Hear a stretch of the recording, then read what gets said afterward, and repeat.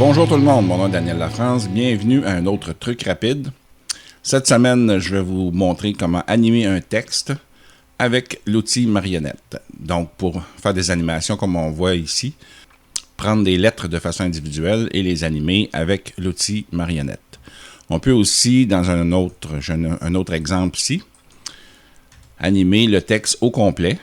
Donc, il y a une technique pour pouvoir l'animer au complet comme ça, faire le genre de distorsion qu'on veut ou d'animation qu'on veut avec un texte.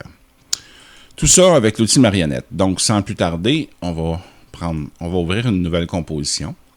Alors, les paramètres de la composition que je prends ici prédéfinis peuvent être ajustés là, selon votre projet.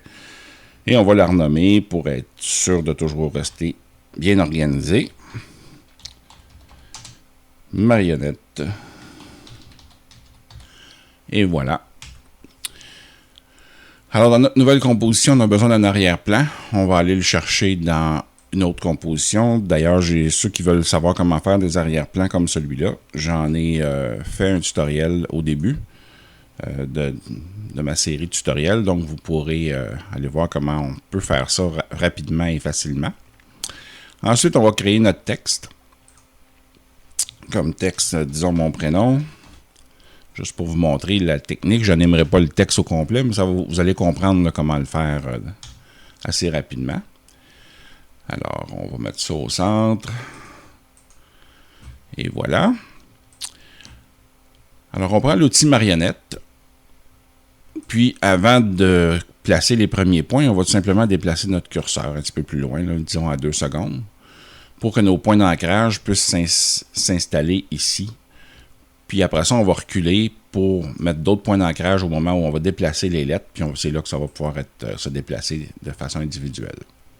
Alors, on clique sur chacune des lettres avec notre outil. Et ensuite de ça, on va reculer de quelques images. Si on veut reculer d'une image à la fois, on fait Page Up. Ça nous permet de reculer une image à la fois. Puis si on tient majuscule enfoncé, ça va être de 10 images en même temps. Donc après qu'on a reculé, on peut prendre l'outil, puis on a chacune des lettres qu'on peut prendre puis déplacer à notre guise. Si on veut faire un travail impeccable, on a juste à prendre un guide puis aller l'installer en dessous. C'est pas nécessaire pour maintenant. Puis là, ce que je peux voir, c'est que mes lettres partent du premier point d'ancrage et se rendent au deuxième. Donc, ce qui me reste à faire, si je veux voir mes points d'ancrage ici en bas, je vais tout simplement me donner de la place un peu. Je vais cliquer sur mon calque et faire U sur le clavier. Donc, ça va me permettre de voir tous les points d'ancrage sur chacun des calques. Là, c'est sûr que j'en ai seulement sur mon texte. Donc, entre les 10 images qu'il y a ici, j'ai le déplacement de chacune de mes lettres. Donc, ce qui me reste à faire, c'est prendre chacune des lettres et les animer en cliquant sur coin marionnette ici. Je vois le tracé qui est là. Si je clique ici, je vais avoir mes poignées de Bézier que je vais pouvoir déplacer à ma guise là, pour pouvoir animer chacune des lettres séparément. Donc, si j'ai envie de leur donner le trajectoire que je veux, je peux le faire. Entre ça, je peux rajouter des points aussi qui vont venir s'installer sur la ligne pour donner des trajectoires plus spécifiques, plus olé si on veut. Alors, vous comprenez le principe. Puis, pour pouvoir ensuite que ça ne se parte pas tout en même temps, parce que là, ils ont tous le même timing là, pour partir en même temps, ce qu'on fait, c'est qu'on prend tout simplement les points d'ancrage puis on va les décaler de façon aléatoire ou précise, dépendant de ce qu'on a décidé qu'on voulait faire. Puis on va avoir les lettres qui vont partir à tour de rôle à ce moment-là. Alors ça, c'était pour l'animation des lettres individuelles. Un autre petit truc, si je peux me le permettre à ce temps ici, c'est que là, je vais simplement réouvrir mes paramètres. Je vais enlever tout l'effet au complet. Revenir avec mon texte vierge.